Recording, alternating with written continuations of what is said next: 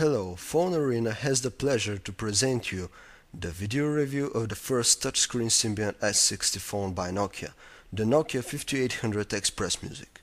It belongs to the manufacturer's XpressMusic series and is a mid-end phone, which means that it is targeted at a wider range of customers, although having a wide touchscreen with high resolution and offering built-in Wi-Fi, GPS and support for HSDPA. In addition, it comes at an affordable price, and maybe that's the reason for the great interest in it. As you can see, it's smaller than the iPhone and it's also whiter. It's been thoroughly made of plastic that is shiny on the sides, which gives the impression of something cheap and fragile. We don't like that feeling very much and have expected a higher build quality. Above the 3.2-inch touchscreen are the wide sensor, the VGA camera for video conversations, and the multimedia sensor key, the functionality of which we'll show you in a while. The most important from the three physical keys is the middle one, because without it, you won't be able to get to the main menu. The other two are respectively the center and end ones. On the left are the two stereo speakers and the microSD and SIM card slots. The latter can be inserted really easily, but when you need to take it out, you'll have to remove the battery lead and the battery itself. Then you'll need the stylus in order to push it out. Now let's take a look at the opposite side. It houses the camera shutter, the slider, used for locking and unlocking the display, which features a strong vibration as you slide it, and the music features button. On the top you'll find a micro USB port, the 3.5mm jack, the charger port and the power button. Okay, now let's go back to the display, which supports 16 million colors and has a resolution of 360 by 640 pixels with 16:9 format. It utilizes the resistive technology, which allows for using it with any type of object. We needed some time in order to get used to it, since instead of touch, we had to press or tap. We're partially satisfied with the image quality, because the contrast and the brightness are superb, but only in artificial light conditions. Unfortunately, you see almost nothing when it gets exposed to the sunlight. The phone is equipped with the latest version of the Symbian operating system, with the 5th edition of the S60 interface. However, there aren't many significant differences from the previous versions. It's just been optimized for touchscreen use. If you have used a Nokia smartphone before, you're sure to get used to it very fast, which actually applies also to those of you that will encounter it for the first time. The home screen has gone through some slight changes. On its upper part are the indicators for the battery life and signal strength, the clock and the date. As we press the clock, we get to a screen with a larger clock and options for new alarm, a list of the current ones and a world clock. And if you press the date, here is a drop-down menu which gives you access to the calendar and the phone profiles. Below there is an icon which lets you put up to 4 contacts directly on the home screen. When you choose some of them, a menu appears with options for dialing, messaging, settings and a history log. This feature is called Contacts Bar and is one of the 3 available with the home screen theme. The other variants are Basic, which practically turns the theme off, and Shortcuts Bar, which allows for shortcuts to 4 applications of your choice. There is also a bar for quick access to the search application, information on the song that you're listening to, the music player and the nearest event from the calendar or the to-do notes. The icons in the main menu are arranged in a grid, and their size is big enough, in order to be easily pressed with fingers. You can also arrange the icons in a vertical list, but then you'll have to press the desired icon twice, similarly to the BlackBerry Storm. Actually, this applies to all submenus, which visualize as a vertical list. You make your choice by pressing once, and then once more to confirm it.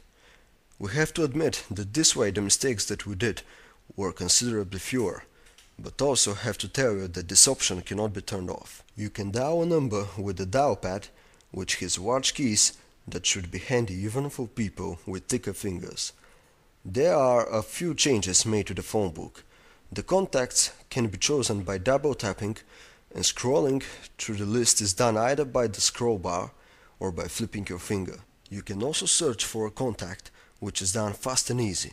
A list with the first letters of the contacts appear, and when you choose one, only the letters that you need remain, as if the phone knows what you're after.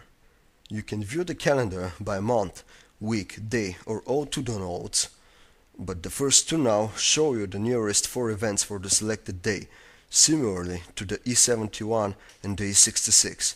In addition, you have a standard calculator and a file manager, which are well known from the previous versions of the operating system. Text input can be done in a few ways, which are typical for most touchscreen phones.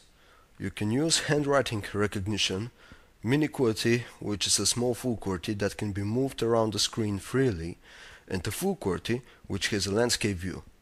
The last variant is the numeric keypad. These ways of text input allow you to write SMS, MMS, and email messages. We like that the phone automatically configures accounts for Gmail, Yahoo, and other popular services. The internet browser is well known from previous Nokia smartphones, and we suppose that we aren't the only people in the world that have always wondered what would it be to use it with fingers.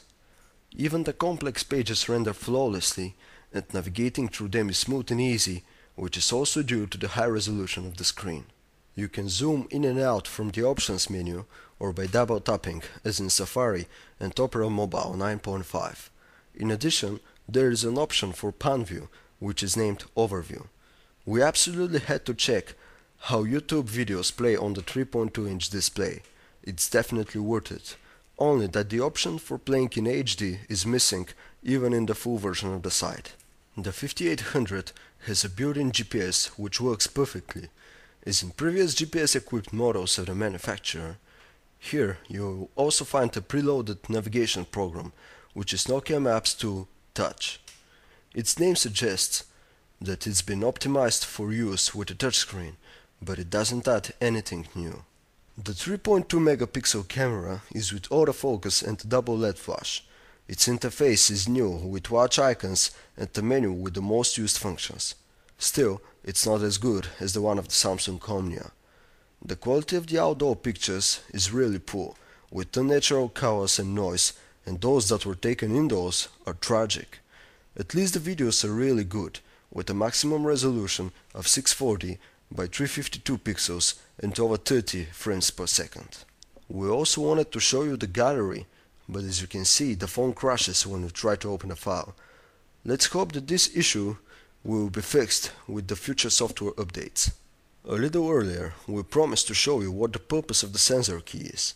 By pressing it, a set of icons appear, giving you quick access to the music player, the gallery, the online sharing service, the video center, and the internet browser. The music player is familiar to us from previous XpressMusic phones and offers the same filtering options for the songs.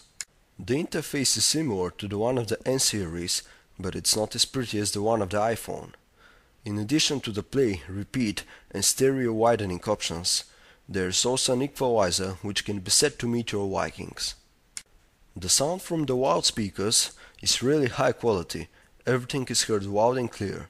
The headphones from the package are also up to grade, but in case you don't like them, you can always change them with others, because the 5800 features a 3.5mm jack. Watching video clips on the high-resolution widescreen is definitely a worthy experience.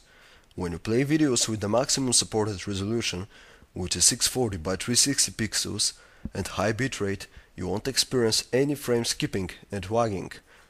Unfortunately, the maximum resolution of the H264 videos is QVGA.